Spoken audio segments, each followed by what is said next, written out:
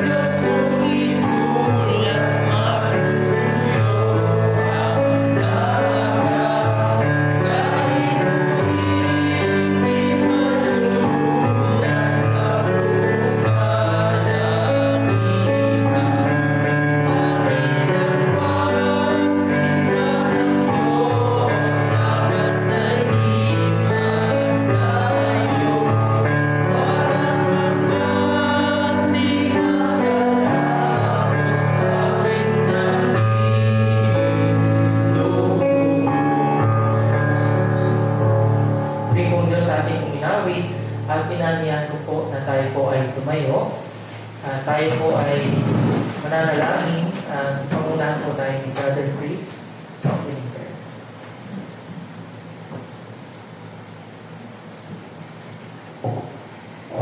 Manalangin po tayong lahat. Ama naming Diyos na dakila, banal at makapangyarihan po sa lahat. Ama, pinupuri ka namin at pinapasalamatan po sa mabiyayang araw po na pinagkaloob niyo po sa amin, lalo na po kanina po sa pagpunta po namin dito po sa chapel. At salamat din po, Ama, sa nagdaang oras sa groupings po. Salamat po, Ama, sa patuloy niyo pong patnubay sa amin, sa pag-iingat po sa bawat isa sa amin. At gayon din po, dinadalangin po namin ang mga hindi po namin kapiling ngayong linggo na ito ay dalangin po namin kung ano man po ang anong mga kadahilanan na mayroon po sila, ay kayo po ang mag-ingat sa kanila at gumabay sa kanila, Ama, upang sa ganon, sa susunod na gawain ay makapiling po namin sila na nagpupuri at nagsumasamba po sa inyo, banal na harapan. At Ama, dinudulog din po namin sa inyo ang iyong anak na gagamitin. Dalangin po namin na pagkalooban niyo po siya ng karunungan na nagmumula sa inyo upang sa ganon ay maihayag niya ng maayos, malinaw ang iyong mga salita. Kayun din po, Ama, dinudulog po namin ang aming mga puso't isipan. Nawa po linisin mo po ito upang sa ganon ay hindi maging hadlang sa pag-aaral, pagbubulay ng iyong mga salita. Patnubayan mo po kami, maging ang mga kapatiran namin na may karamdaman, ay sa inyo po namin sila pinagkakatiwala. At ito po ay aming tinataas at dinadalangin sa dakila at makapangyarihang pangalan po ng iyong bugtong na anak Jesus. Amen. Maraming salamat, Brother Chris, sa panalangin. At muli po ay isa pong mapagpalang umaga po sa bawat isa po sa atin. At gusto ko pong ipaalala po ang ating pong mga lingguhang gawain, mga kapatid. Every Sunday po, mag-start po ng 8:30 a.m. ang children's class po. 9:30 po ang ating pong Sunday school. Every first and third Sunday po ang Sunday school po natin. At every second and fourth naman po ang ating pong groupings, kung saan ang nagiging discussion po natin, ang pag-aaral po natin every Sunday.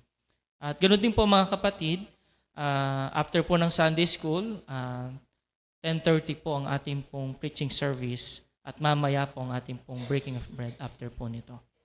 Every Monday po, 8 p.m. ng gabi, ang ating pong online prayer meeting. Every Wednesday po, 8 p.m. din po ng gabi ang ating pong online Bible study.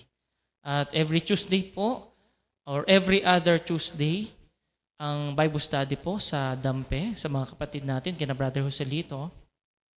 Every second Thursday po, may Bible study po ang mga kapatid sa Nueva Ecija. At every Saturday naman po, ang Bible study naman po sa Sulib. At before po nun, ang children's class po sa Sulib. Kaya patuloy po nating ipanalangin po ang mga gawain din po ng Panginoon. Kasabay po natin ngayon ang Valenzuela Christian Church at mamaya po ang Nueva Ecija Christian Church. At gusto ko rin pong i-announce mga kapatid na pag-usapan po noong prayer meeting na magkakaroon po tayo ng ating pong baptism fellowship sa May 1 dito po sa ating church. Kaya patuloy na nating ipanalangin po ito, paghandaan po natin maging ang mga candidates for baptism po. At marahil po siguro dun lamang po yung ating pong munang mga announcement.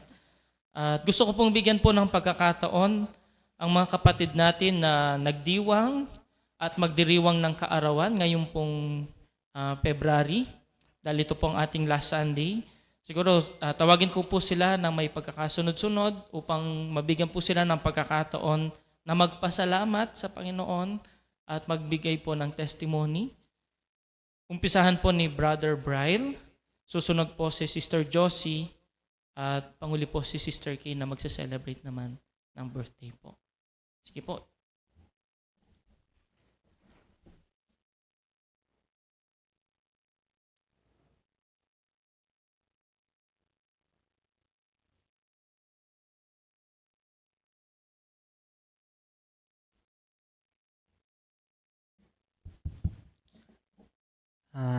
Unang-una, Paul, nagpapasalamat po ako sa Panginoon na binigyan niya rin akong pagkakataon na makapag-testimony para sa aking kaarawan. At pangalawa, nagpapasalamat rin ako na biniyayaan niya ako ng isa pang taon sa mundong ito. At siguro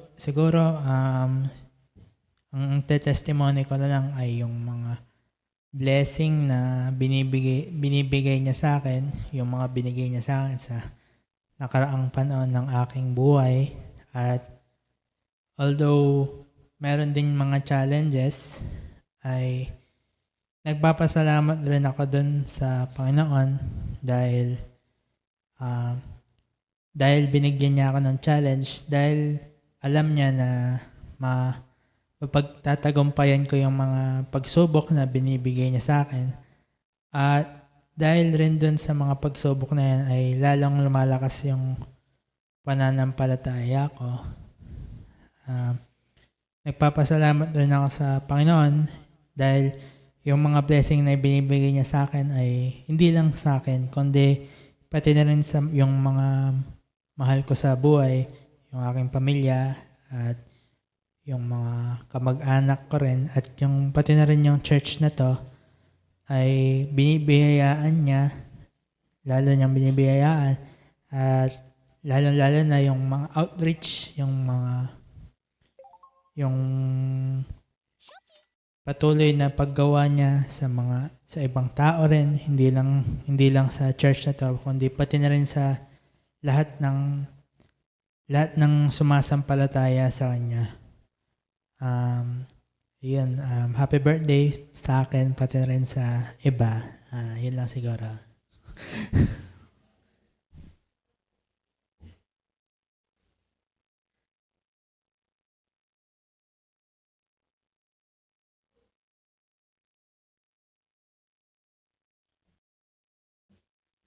Good morning po sa lahat. Siguro po sa akin din po, tulad po ng kay Ching, nagpapasalamat po ako sa Panginoon sa buong taon po na binigay niya po sa akin. At ngayon pong umaga po gusto ko din po siyang papurihan sa mga lahat po ng mga ginawa niya sa akin at ginagawa din po niya. At salamat po sa Panginoon sa habag po niya, sa awa po niya, lalo tigit po sa pagmamahal po niya sa akin.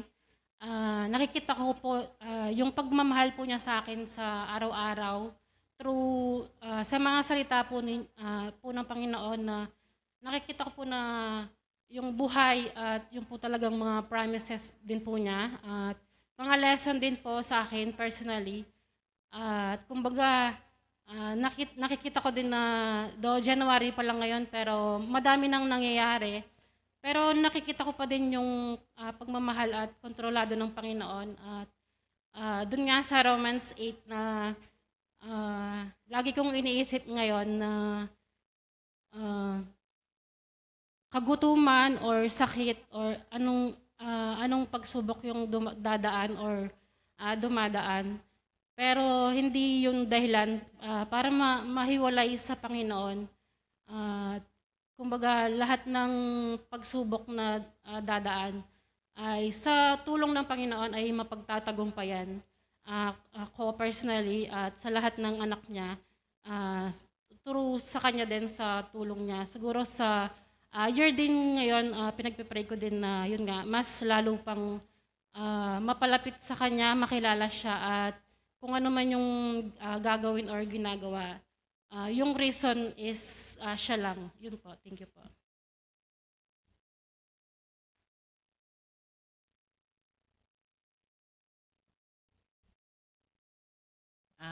Magandang araw po. Ako rin po ay nagpupuri at nagpapasalamat sa Panginoon sa pagdagdag po niya ng taon sa akin sa buhay ko para lalo ko po siyang makilala. Unang-una po ay pagpapasalamat sa mga lahat ng bagay na nangyayari. Kung minsan parang mga pagsubok, pero ito ay mga parang pagsasaayos, parang mga answered prayer na rin sa mga nire-request sa kanya. Halimbawa, nagkasakit si Mami, yung mother ko na terminal na rin. Pero parang ito yung naging paraan para magtipon-tipon yung mga kapatid niya at makapag-share sa kanila. Parang ito yung ginawa ng paraan ng Panginoon kasi lagi ko silang pinagpipray din sa salvation, gano'n. Tapos marami rin pong pagsubok na parang sa family, sa church, pero lahat yun ay nasa control po ng Panginoon at nakikita ko na ito ay parang gawa ng kaaway, pero ilingin sa kaaway, sinasaayos po ng Panginoon ang lahat-lahat ng bagay. Kaya sa kanyang pagtitiwala, sa kanya lalo ang papuri, at yung hinihintay na lang natin yung kanyang muling pagbabalik, yung alam natin, nakikita na natin na pinoprovide niya tayo, tinutulungan niya ako sa mga pagsubok, nire-remind niya ako na wala nang dapat alalahanin na siyang bahala sa lahat. So, papuri pa sa salamat sa kanya. Sana ay yung mga kagustuhan niya, yan po yung aking masunod. Salamat din sa paggabay niya sa buong pamilya ko at sa lahat po ng kapatiran. Sa nakikita kong nagiging pag-ibig sa bawat isa, pag-ibig sa ibang mga tao dahil sa mga outreaches. Maraming salamat po sa Panginoon. Yun lang po.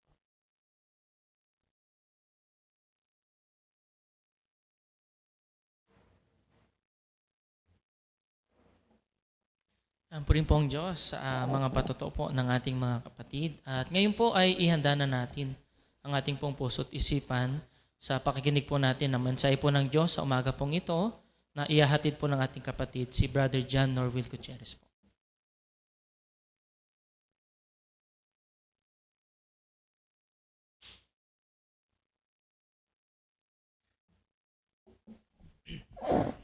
Magandang umaga po sa ating pong lahat mga kapatid. At happy birthday po sa mga kapatid po natin na nagdiwang po ng kanila pong kaarawan at magdidiwang pa lamang po. At patuloy ang panalangin po namin sa inyo mga kapatid. At sa umaga po na ito, nais ko pong i-share po sa atin bilang ating pong pagbubulay-bulay ay makikita po natin dito po sa Matthew chapter 15. Babasahin ko po yung verse 21 hanggang 28. Matthew chapter 15, verse 21 hanggang 28. Kung nakita na po natin, babasahin ko po. Ang sabi po dito, at umalis doon si Jesus at lumigpit sa mga sakop ng Tiro at Sidon. At narito ang isang babaeng Kananeya na lumabas sa mga hangganang yaon at nagsisigaw na nagsabi, kahabagan mo ako o Panginoon, ikaw na anak ni David. Ang aking anak na babae ay pinahihirapan ng lubha ng isang demonyo. Datapwat siya'y hindi sumagot ng anumang salita sa kanya. At nilapitan siya ng kanyang mga alagad at siya'y pinamanhikan na nagsipagsabi, paalisin mo siya sapagkat nagsisigaw siya sa ating hulihan. Datapwat siya'y sinagot at sinabi, hindi ako sinugo kundi sa mga tupang nangaligaw sa bayan ni Israel. Datapwat lumapit siya at siya'y sinamba niya. At nagsabi, Panginoon, saklolohan mo ako. 26. At siya'y sumagot at sinabi, hindi marapat na kunin ang tinapay sa mga anak at itapon sa mga aso.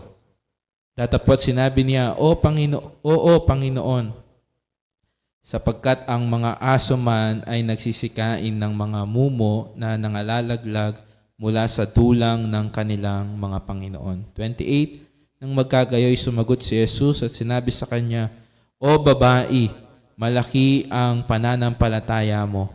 Mangyayari sa iyo ayon sa ibig mo at gumaling ang kanyang anak mula sa oras na iyon. Tayo po ay saglit pong manalangin at tumingin ng patnubay sa Diyos.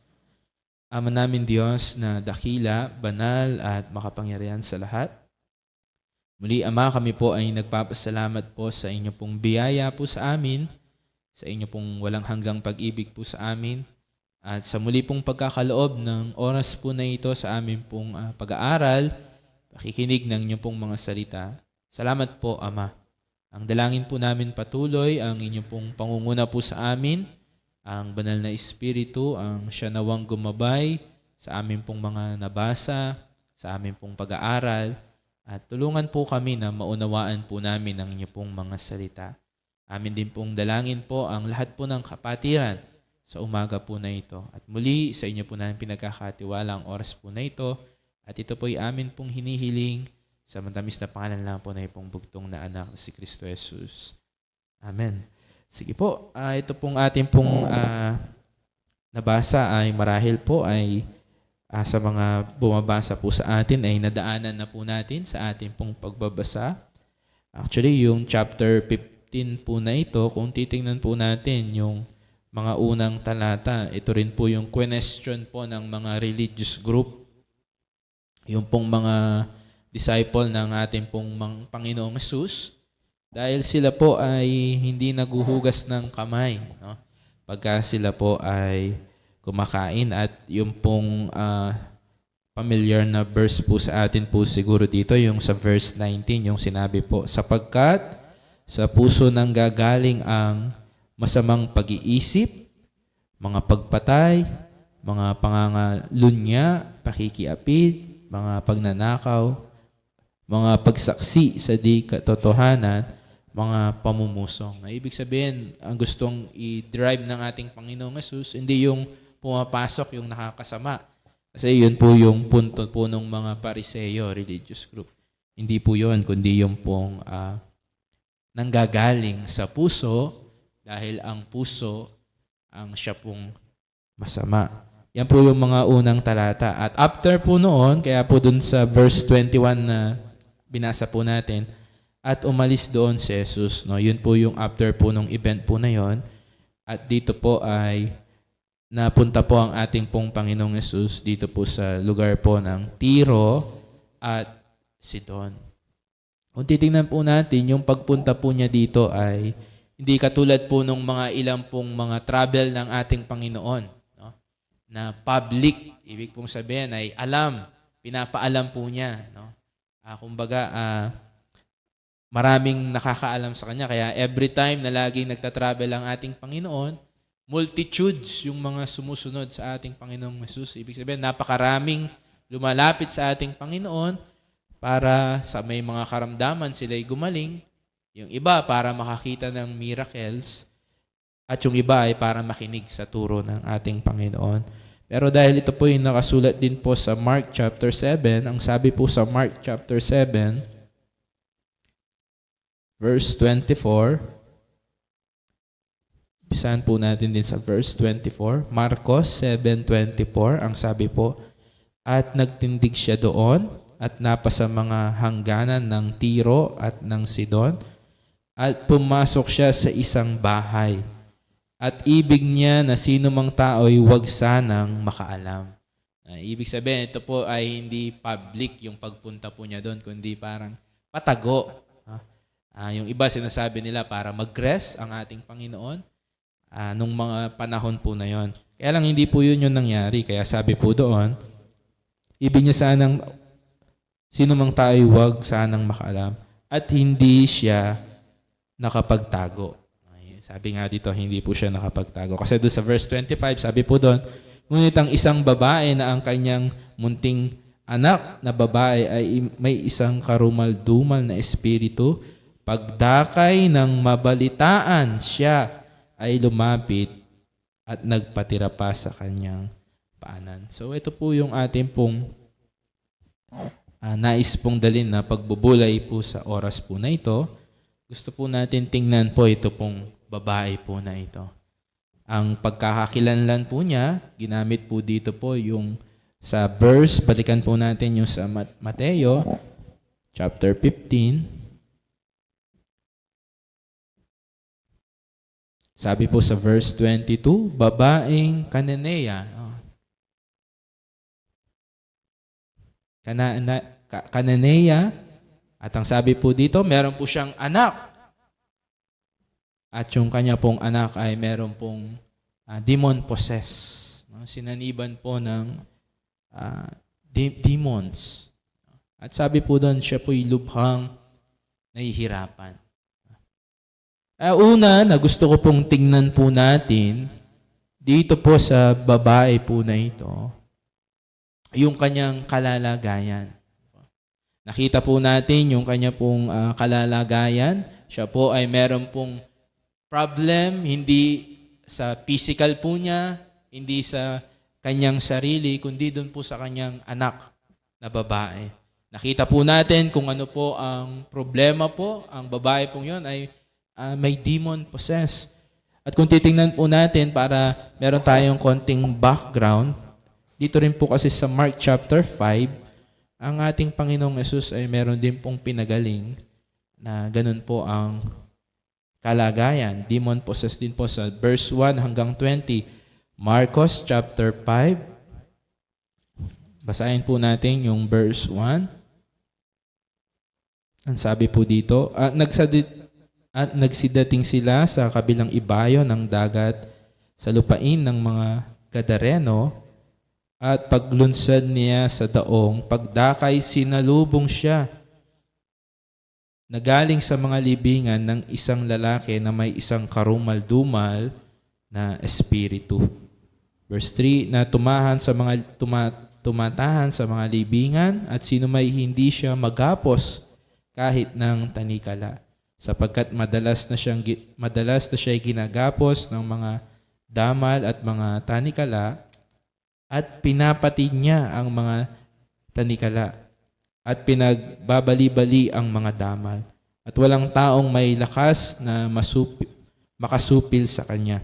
Verse 5, at palaging sa gabi't araw ay nagsisigaw sa mga libingan at sa mga kabundukan, at sinusugatan ang sarili ng mga bato.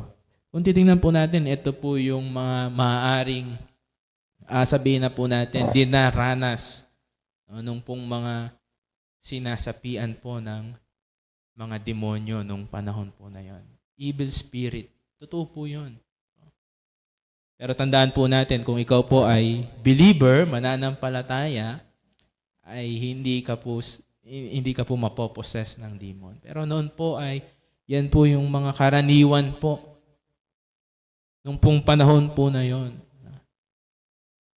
At alam po natin ang story po nitong Mark chapter 5.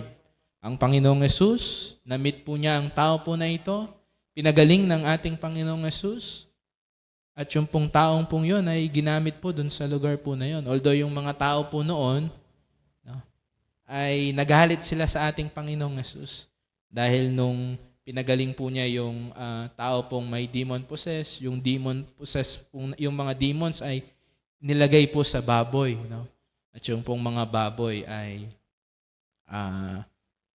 tumakbo sa bangin. No? Kaya nagalit po sila kasi yung mga baboy po na yon ay parang business po nila nung panahon po na yon. At yung pong lugar na Gadareno ay Gentiles, yung mga nandun. Kaya nga po mga baboy sa mga Israel ay pinagbabawal po yon. No? Pero sila, business po nila yon. Kaya nagalit po sila sa Panginoon. Hindi nila nakita yung ginawa ng Panginoon doon po sa sinasaniban po ng masamang espiritu. Pero ang point po natin dito, yung sufferings. Yung pong paghihirap nung isa pong tao na nasa ganong pong sitwasyon. Kaya kung titingnan po natin, kung babalikan po natin, maaring yun po yung nakikita nung mother. No? Ito pong lumapit sa ating Panginoong Yesus. Yung pong kanyang sufferings na nakita sa kanya pong anak. Sino po sa atin po dito, yung pong mga magulang na nakita po natin yung mga anak po natin na naghihirap? Siguro makaka-relate po tayo. O kahit hindi na po magulang, kapatid na nahihirapan yung ating kapatid. Anak na nahihirapan yung ating mga magulang. Di po ba masakit? Emotionally, financially, maaring makaka-relate po tayo dito po sa babae po na ito. Doon po sa sufferings na meron po siya. Yan po yung makikita po natin. Pero ang napakaganda, doon po sa ating pong nabasa po sa Mark, balikan po natin. Ang sabi po dun sa Mark chapter 5 o Mark chapter 7 verse 25. Sabi po sa English, sabi po, whose young daughter had an unclean spirit heard of him and came. Tingnan po natin. Napakaganda po nung pong nakita po natin sa babae po na ito. Una, narinig niya po ang ating Panginoong Yesus na napunta doon po sa kanyang place, kung nasaan po siya. Ang Panginoon po ay present. Narinig po niya na nandoon ang ating Panginoong Yesus. At tama po yung pinuntahan po niyang person. Napakaganda po pagka nandun po tayo sa ating pong mga sufferings. Ano man pong sufferings po yan. Ang una po nating lapitan po ay walang iba kundi ang ating pong Panginoon. Ang Diyos. Why? Kasi present po siya.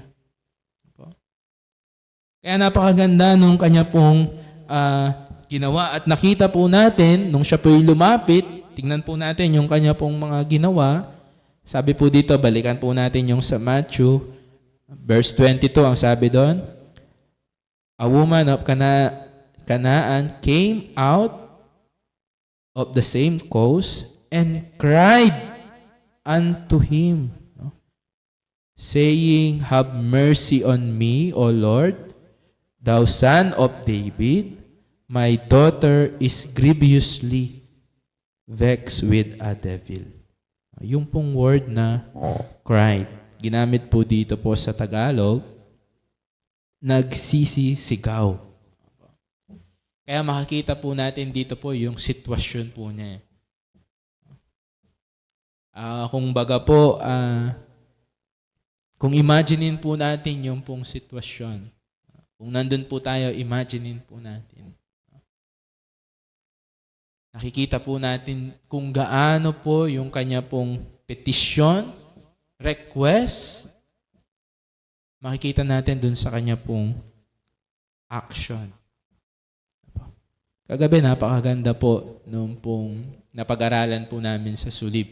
Andito po yung mga kapatiran sa Sulib. Napag-aralan po doon yung pong prayer. About po sa prayer. Napag-aralan yung pong kung paano manalangin. Kung paano lumapit sa trono ng Diyos. Kung gaano kahalaga ang pangunguna ng banal na Espiritu. Kung gaano kahalaga yung pamumuhay natin para tayo ay mapakinggan sa panalangin. At kumbaga dito po ay nagre-request ito pong babae po na ito sa ating pong Panginoon para po pagalingin yung kanya pong anak. Pero po ano po yung makikita po natin dito? Ano po yung mapapansin po natin? Verse 23, datapwat siya'y hindi sumagot ng anumang salita. Kung titingnan po natin, bagamat po nakita po natin yung kondisyon, ito pong babae po na ito sa kanya pong anak. Nakita rin po natin yung kanya pong prayer. Ano po? Dito po sa ating pong binabasa kung paano siya tumawag, sumigaw para po sa kanyang kahilingan. Pero dito po sa verse 23, tila parang reject yung sagot ng Panginoon. Sabi kasi dito, datapwat siya'y hindi sumagot ng anumang salita sa kanya. At ito pa, at nilapitan siya ng kanyang mga alagad, at siya'y pinamanhikan na nagsasabi, paalisin mo siya, sapagkat nagsisigaw siya sa ating hulihan. Ano po kaya yung ating pong mararamdaman kung ganito po ang ating pong marireceive na answer? Lumapit siya sa Panginoon, yung kanyang kalagayan.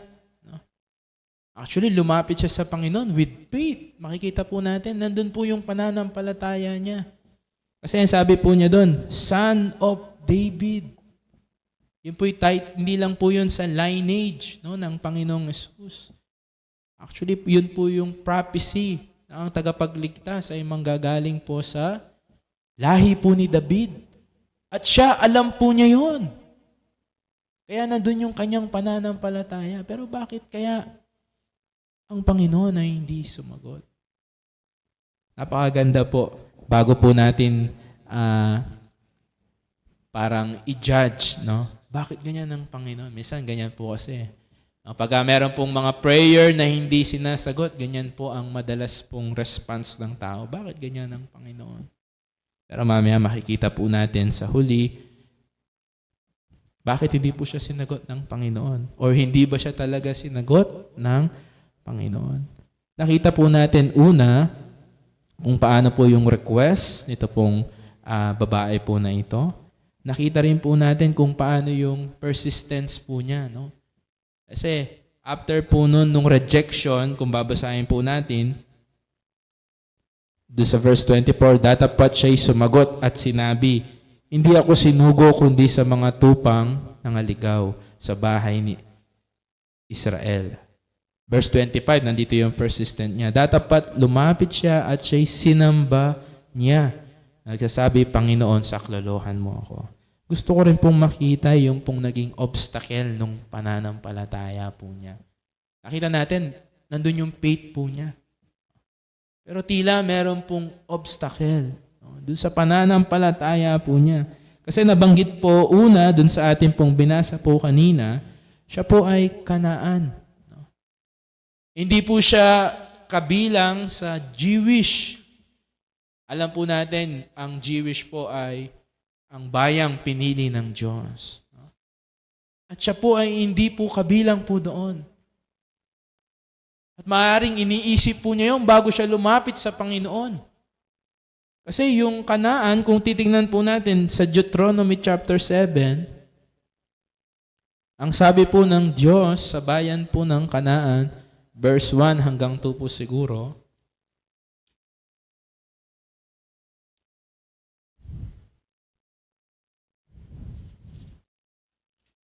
sabi po dito sa Deuteronomy chapter 7, verse 1 and 2, pagkapasok ka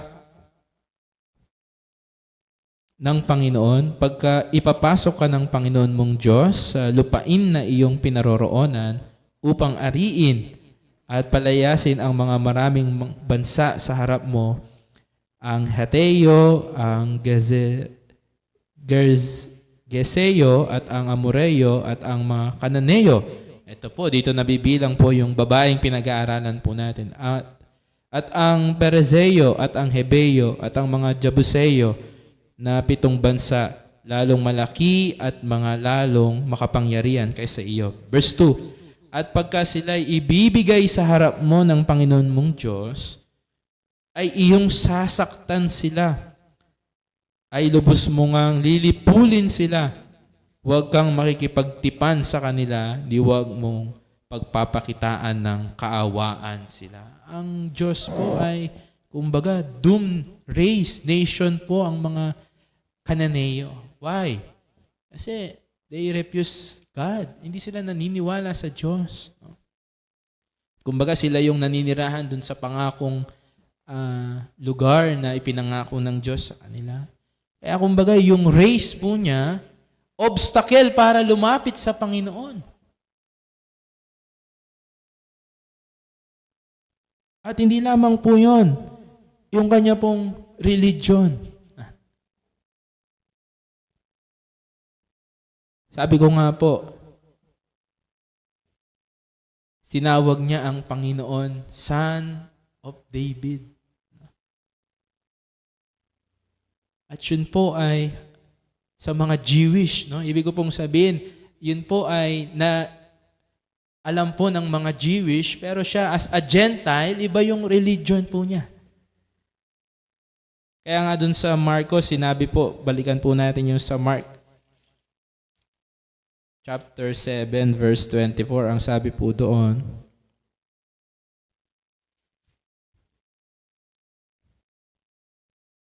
sa verse 26, the woman was Greek, a Syrophoenician by nation. Kung titingnan po natin, yung pong mga sinasamba po nito ay other gods. Kung ano yung religion na meron siya, ay obstacle po niya yon. At yung ano pa yung naging obstacle po dito? yung discrimination nung po mga disciple. Kaya nga sa mga disciple, tingnan po natin yung kanilang reaction. Patigilin mo yan, Panginoon. Kasi sa kanila, alam po nila kung anong klase yung babae po na yon. Kung baga sa panahon po na yon, unclean.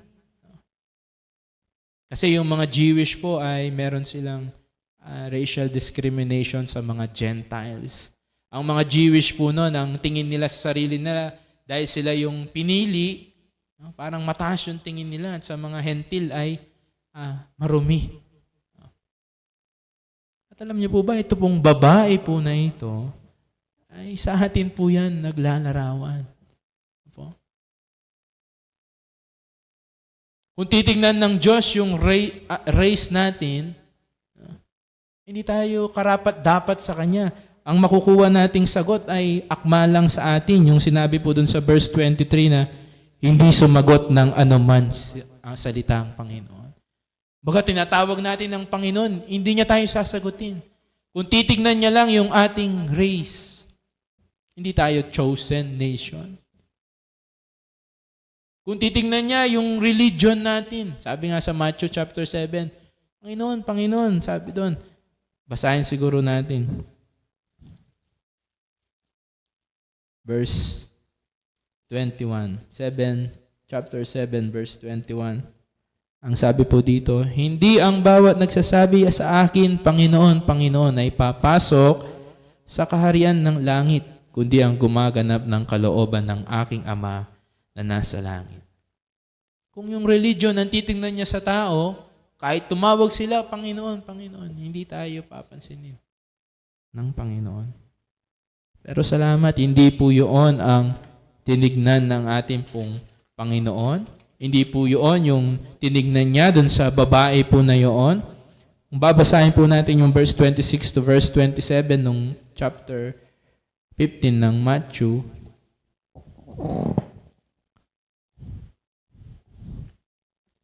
Tuloy po natin ang sabi po dito. At siya'y sumagot at sinabi, hindi nararapat na kunin ang tinapay sa mga anak at itapon sa mga aso.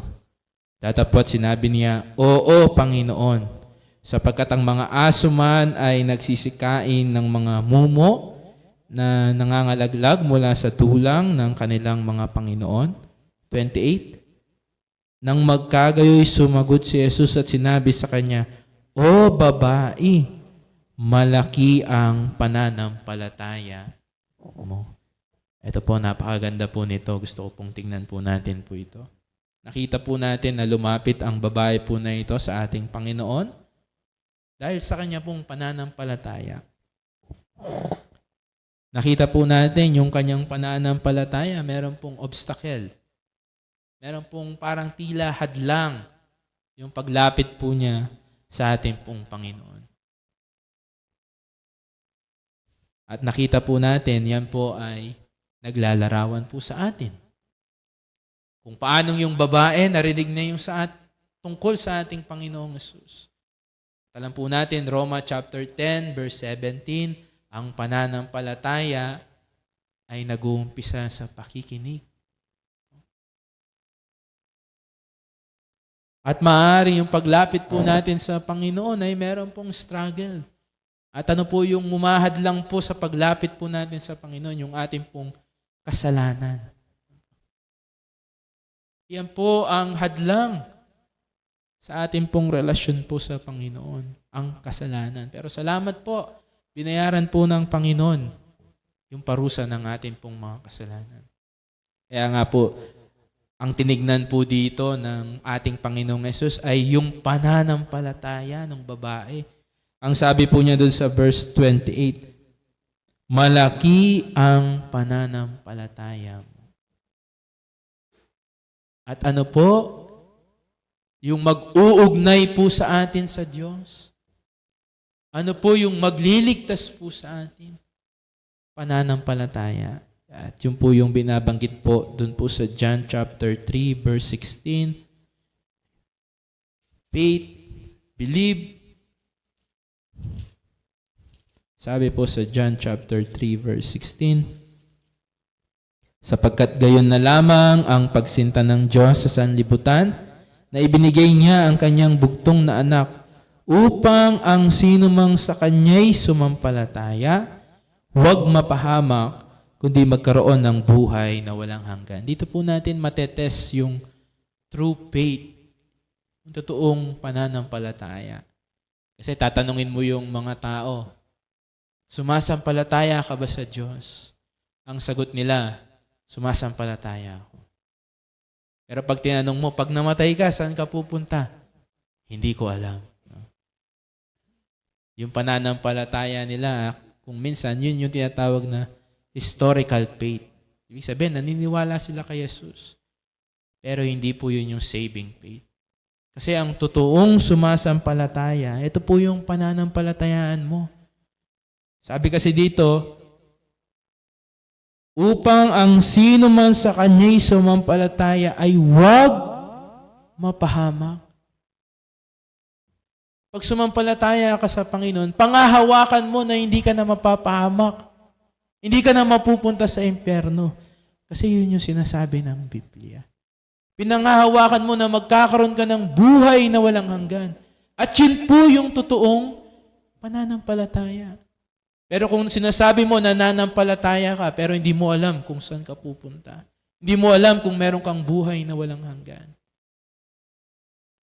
Hindi po totoong pananampalataya po yun.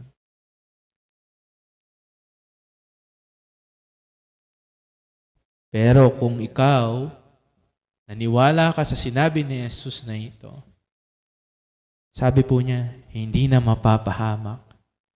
Meron ka ng buhay na walang hanggan. Yun po yung totoong pananampalataya. Kasi pinagkatiwala mo na sa Panginoon yung buhay mo. At ito pong babae po na ito, meron po siyang totoong pananampalataya. Kasi kung titingnan po natin, parang nakakasakit yung sinabi ng Panginoon. Kinumpare po siya sa dog, sa aso. Sabi po niya kasi doon sa verse 26, at siya'y sumagot at sinabi, hindi nararapat na kunin ang tinapay sa mga anak sa bayang Israel at itapon sa mga aso, kumbaga sa mga hentil. Parang kinumpare po siya sa aso, no? Sa dog. Parang masakit po yata ang pakinggan po yun. Pero no. Alam niyo po, kung titingnan po natin sa Matthew chapter 7,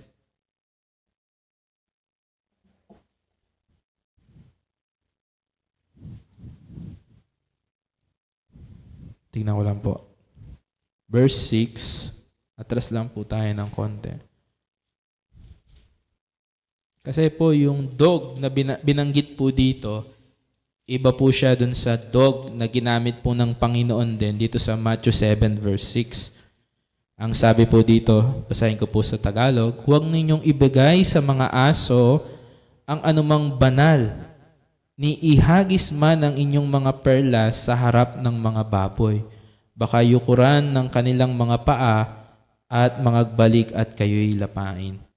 Give not that which is holy unto the dogs. No? Yung po kasing aso or dogs, karaniwan po yan na ini-illustrate, ginagamit po sa mga hentil. Sa mga non-believers, sa mga hindi mananampalataya. At kung tama po ako dun sa pagkakita ko po dun sa original translations po niya ay kudin yung ginamit.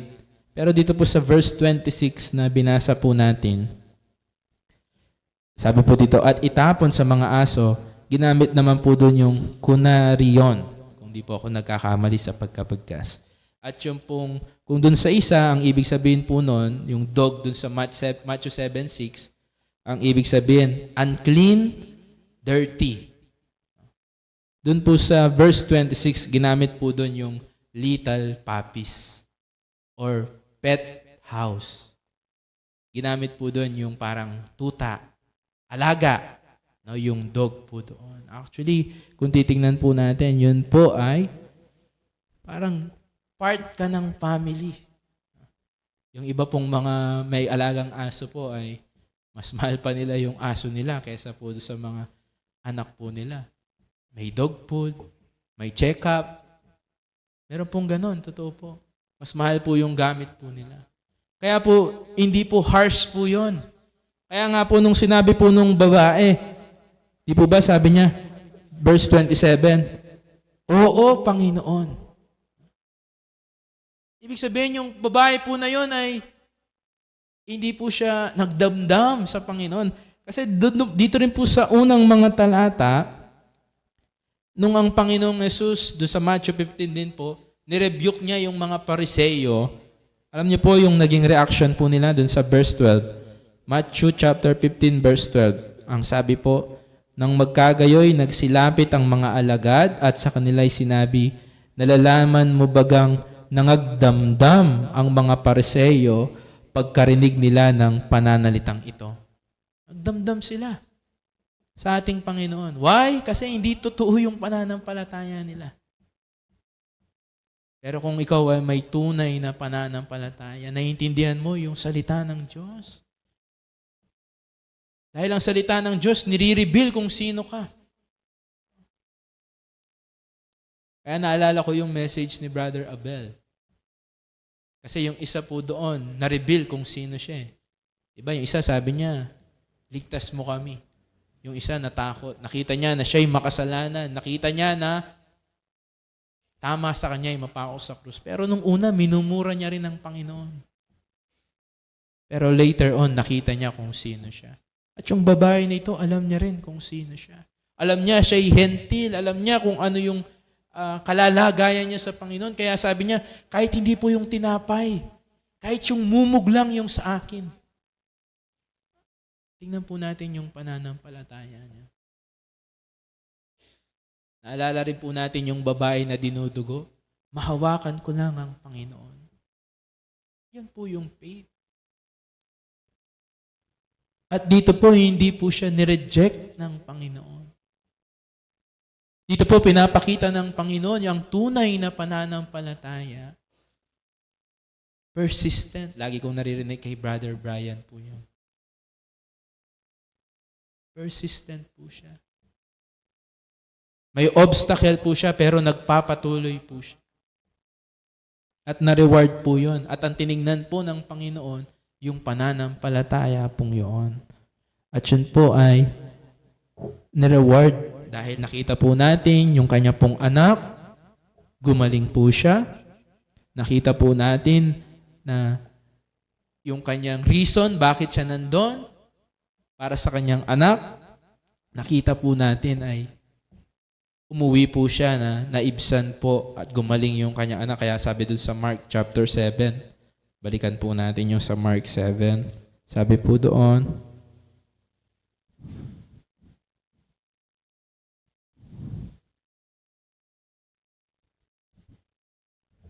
dito po sa verse 30, at umuwi siya sa kanyang bahay at naratna ng anak na nakahiga sa higaan at nakaalis na ang demonyo. Tingnan po natin. Iniwan po niya yung anak niya na in sufferings. Pero dumating po siya na safe and sound. At nakita po niya yung pong prayer po niya ay sinagot. Kaya alam niyo po, sabi nga po sa Matthew chapter 7, bilang ating pong, verse 28 ng chapter 11, sabi nga po, hindi po siya nireject ng ating Panginoon, kundi nakita lamang po kung paano yung totoong pananampalataya niya. At lalo pong nag-shine po yun. Sabi po sa Matthew chapter 11 verse 28, ang paanyaya po ng ating Panginoon, magsiparito sa akin kayong lahat na nangapapagal at nangabibigatang lubha, at kayo'y aking pagpapahingahin. Kaya hindi po tayo i-reject ng ating Panginoon.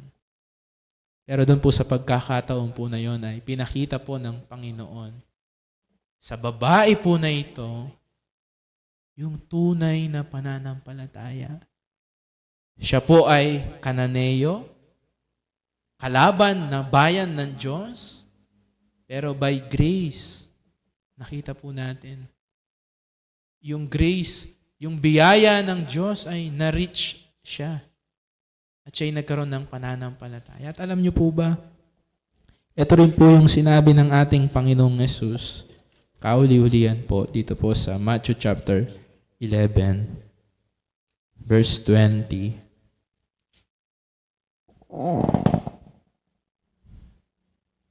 Sabi po sa verse 20, nang magkagayoy kanyang pinasimulang sumbatan ang mga bayan na pinaggawan niya ng lalong maraming sa kanyang mga gawang makapangyarihan, sapagkat hindi sila nangagsisi. Verse 21, sa aba mo, Corazin, sa aba mo, Bethsaida, sapagkat kung sa Tiro at Sidon sana ginawa ang mga gawang makapangyarihan na ginawa sa inyo, malao na dising nagsisi sa may mga damit na nangagpang-abo. Ano po yung ibig sabihin ng Panginoon? Ito pong mga binanggit po niya, mga lugar po ito na ginawan po ng maraming miracle ng ating Panginoong Yesus. Pero hindi po sila nagsisi. Hindi po sila naniwala sa Panginoon. Pero meron isang lugar po dito na pamilyar, di po ba? Anong lugar po yon? Tiro at Sidon. Tagasan po yung babae? Tiro at Sidon. Sabi niya, kung doon ko sana ginawa, marami sanang sumampalataya. At isa po yung patunay po na babae po na yon na pinag-aaralan po natin. Bagamat hindi po siya Hudyo, siya po ay Hentil, pero siya po ay sumampalataya sa ating Panginoon. At dahil po sa pananampalataya po niya, nakita po natin yung struggle po niya, yung sufferings po niya, yung anak po niya na nahihirapan, pinagaling po ng ating Panginoon. Alam niyo po, wala pong imposible po sa ating pong mga sumasampalataya. Sa ating pong mga meron pong relasyon sa ating pong Panginoon. Ano sabihin natin, tayo house pet. Pero napakaganda po doon, kabilang po tayo. Kasi hindi po tayo mga Hudyo. Biyaya po tayo na naratnan po ng mabuting balita. Pero hindi lang tayo house pet kasi sabi sa John chapter 1 verse 12, tayo po ay binigyang karapatang maging anak ng Diyos. At tayo po ay anak po ng Diyos. Hindi dahil mabait po tayo, mabuti. Hindi tayo po ay naging anak po ng Diyos dahil tayo po ay sumampalataya sa ating pong Panginoon. At ano po yung challenge po ng ating pong napag-aralan doon po sa babae po na yon. Yung true faith, rewarded po siya. May answer. No? Answered prayer. Kasi baka kaya hindi ka tinutugon ng Diyos. Baka dahil wala ka pang relasyon sa Kanya. Pero nakita po natin sa babae po na yon, yung kanya pong pananampalataya, at nakita ng Panginoon na napakalaki po nun. At nawa ang bawat isa po sa atin sa oras po na ito, tunay po na ang bawat isa ay magkaroon po ng totoong pananampalataya. At asahan po natin na sa ating pong sumasampalataya, ang ating pong panalangin nakakarating po sa Ama through Jesus Christ. At asahan po natin na meron pong reward po yun. Anong ibig ko pong sabihin? Meron pong answer. Yes, no, wait. Lahat po yan ay answer. At lahat po yun ay mabuti. Salamat po at hanggang doon lang po tayo po ay manalangin. Ama namin Diyos na dakila, banal at makapangyarihan sa lahat. Muli po Ama, nagpapasalamat po kami dahil po sa inyo pong walang hanggang pag-ibig po sa amin. Nakita po namin ang inyo pong pag-ibig, anuman pong uri ng tao, ay mahal po ninyo at pinagkaloob po ninyo ang kaligtasan. Hindi lamang po sa mga Hudyo, kundi sa bawat isa po sa amin. Sa lahat po ng sasampalataya sa aming Panginoon. Salamat po dahil nakita rin po namin sa lahat po ng struggle, sufferings ng bawat isa po sa amin ay meron po kaming malalapitan na hindi po kami ire-reject. Salamat, nakita rin po namin kung paano nagwo-work ang tunay na pananampalataya. At nawa, makita nawa ito sa bawat isa po sa amin. Palakasin niyo po ang aming pong mga pananampalataya at pagtitiwala. Salamat po sa mga salita po na ito. Ang dalangin po namin patuloy na mangusap po ito sa bawat isa na makakapakinig. Pangunahan niyo po patuloy ang gawain sa umaga po na ito. At muli, ang lahat po ng ito ay amin pong dinadalangin sa matamis na pangalan po na ipong bugtong na anak na si Kristo Jesus. Amen.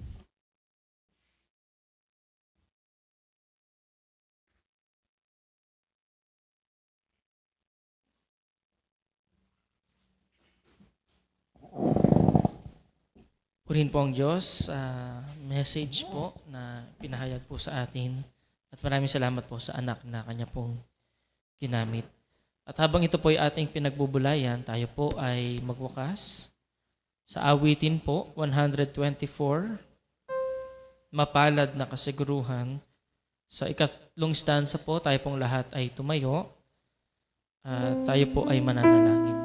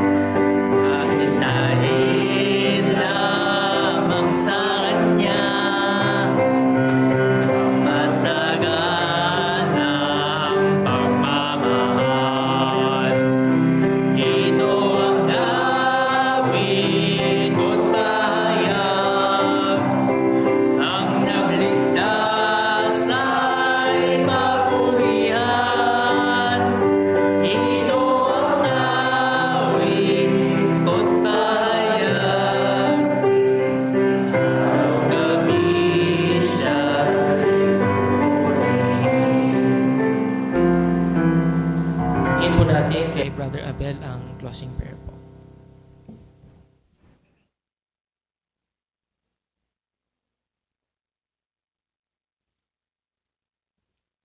Sige po, tayo po ay manalangin.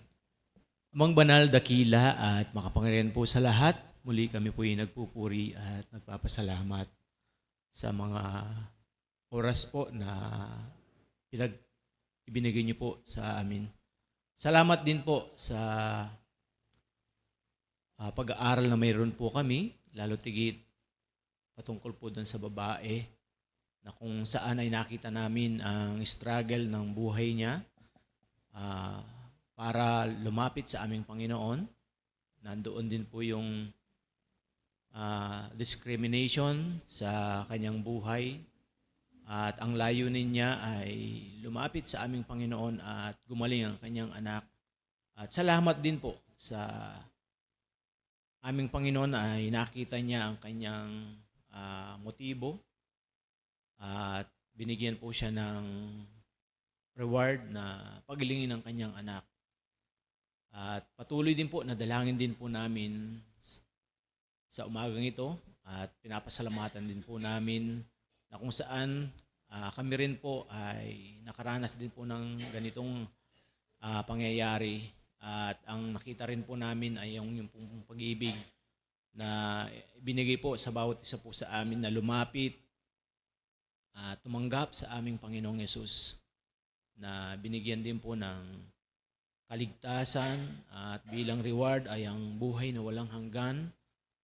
At salamat din po nawa sa aming pong pagtitipong ito. Tunay nga na kung mayroon mang isa o dalawa ang siyang wala pang tunay na pagkakilala, nawa ay makita niya ang kanyang kalalagayan kasi mapapahamak na kung hindi niya tatanggapin ang aming Panginoong Yesus.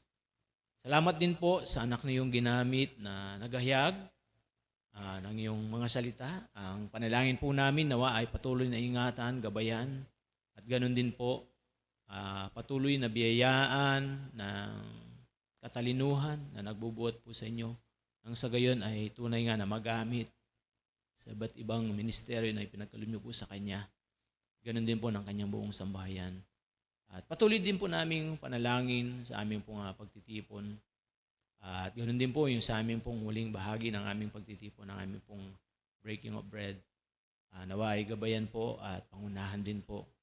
Lalo tigit sa mga kapatid po namin na mauna nang aalis, ay pangunahan din po at pag-iingat ang inaasahan po namin ay bibigay po ninyo. At ganoon din po, kami rin po na magpa-participate sa amin pong, sa inyo pong huling gawain.